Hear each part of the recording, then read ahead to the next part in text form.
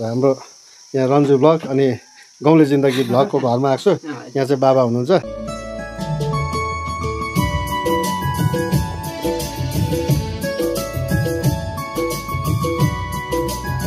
ल हामी चाहिँ अहिले साङ्से गएको है। साङ्से गएको र यो मेरो स्कुटीको यो मोटो भ्लग गर्ने स्ट्यान्ड चाहिँ भर्खर ल्याएको र आजदेखि चाहिँ सुरु गरेको हेरौँ।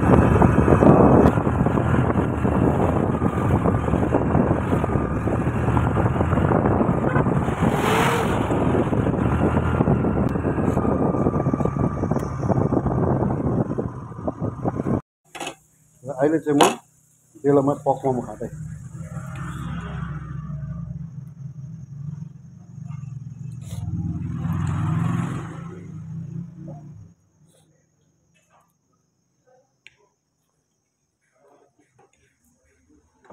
यो चाहिँ डेलो जाने बाटोदेखि ठिक्क उता यो हाम्रो गुम्बा त्यसको उतापट्टि चाहिँ मन्दिर छ र अहिले चाहिँ यही बाटो चाहिँ हामी जाने यहाँबाट। र म चाहिँ गाउँले जिन्दगीको गाउँमा आइसकेको छु र यहाँ चाहिँ यस्तो रहेछ होमस्टेहरू दामी दामी रहेछ।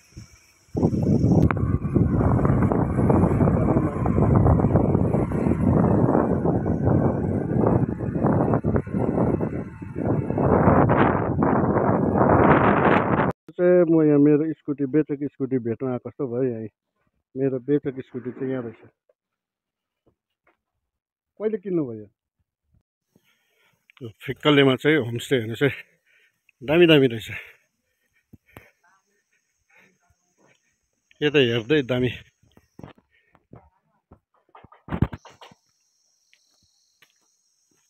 त्यो होमस्टे यस्तो दामी दामी रहेछ। तपाईँहरू कोही आउनु भएको छैन भने आउनुहोस्, घुम्नुहोस् अनि यहाँनिर तपाईँहरू बस्नु सक्नुहुन्छ।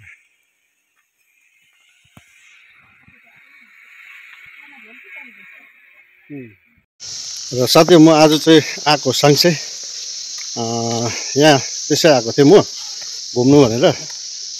आज मलाई बिहानदेखि जानु मन लाग्यो होइन। र किन चाहिँ रहेछ भन्दाखेरि चाहिँ यहाँ चाहिँ मैले अस्ति बेचेको स्कुटी भेट्नु रहेछ। र यहाँ चाहिँ मैले बेचेको स्कुटी चाहिँ यहाँ ल्याएको रहेछ है। यहाँ छ देखाउँदैछु तपाईँहरूलाई। ल मेरो पुरानो स्कुटी चाहिँ यही हो। को नाम भन्नुहोस् त? हजुर स्नेहा?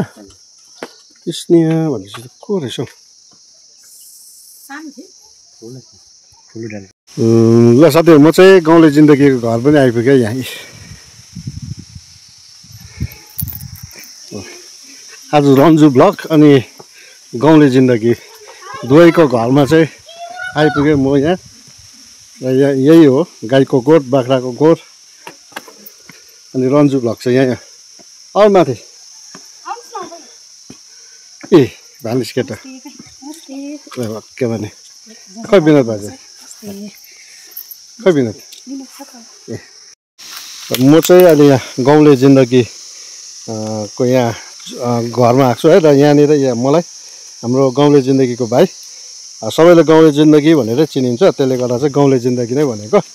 र गाउँले जिन्दगीको भाइले चाहिँ मलाई यहाँ साग टिपेर दिनुहुँदैछ अर्ग्यानिक।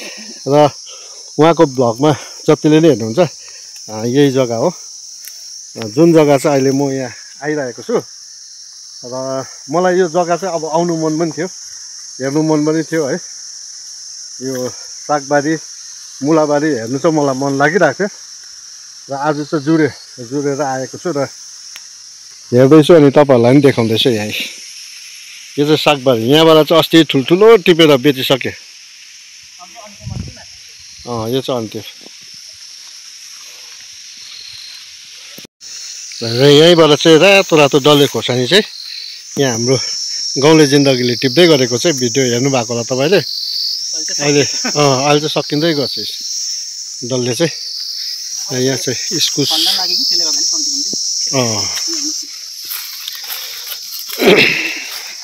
इस्कुस चाहिँ यहाँ हेर्नुहोस् लट्टरमै भुइँतिर पो छ इस्कुस चाहिँ यहाँ टक्कै। आम्मा हेर्नुहोस् इस्कुस त हेर्नुहोस् यसरी मजाले झुन्डिँदो रहेछ, टिप्नु सजिलो।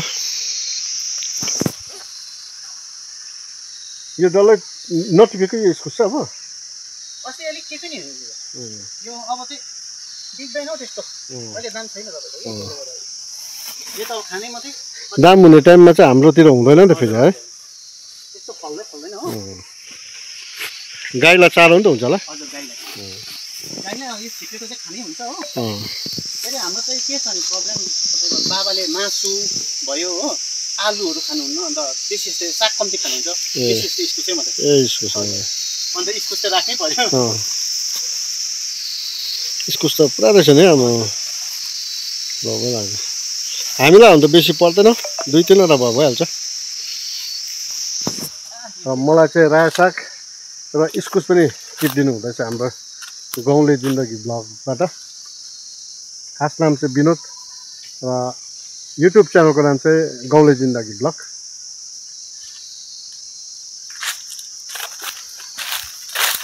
आज चाहिँ मलाई यता किन जुङ भयो होइन त्यहाँदेखि ठिक्क यहाँ माथि आएपछि चाहिँ मलाई एकजना तल्लो बाटो जानुहोस् भन्यो फेरि घुमाइसकेको थियो स्कुटी अर्को भाइले चाहिँ मलाई फेरि होइन यता जानुहोस् न परबाट झर्दा हुन्छ भने कि आउँदाखेरि चाहिँ फेरि ठिक्क त्यहाँनिर त्यो होमस्टेकै अगाडि चाहिँ मैले बेचेको स्कुटी चाहिँ त्यहाँ देखेँ अब त्यही स्कुटी भेट्नु आएको जस्तै भयो क्या ठिक्क त्यहाँनिर आउनु न त म उता घुमेर आउनु आँटेको थिएँ नि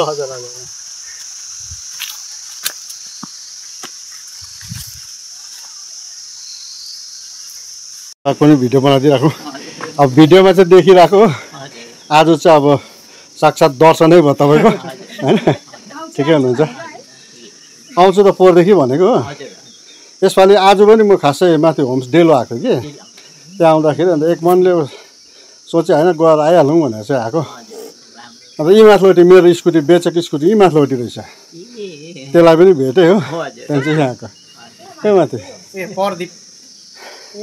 त्यो रहेछ नि प्यारालाइज रहेछ नि एउटा बडी चाहिँ प्यारालाइज रहेछ विल चेयरमा हाम्रो यहाँ रन्जु ब्लग अनि गाउँले जिन्दगी ब्लगको घरमा आएको छु यहाँ चाहिँ बाबा हुनुहुन्छ र अब हामी चाहिँ यहाँबाट जाने र फेरि कुनै दिन आउने ल ल हुन्छ त्यसै गर्छ ए अचानक आएको अचानकमा कहाँ त्यस्तो हुँदैन नि त प्रिप्लानमा आएको चाहिँ ल हुन्छ कोही बिना चाहिँ यता हो ल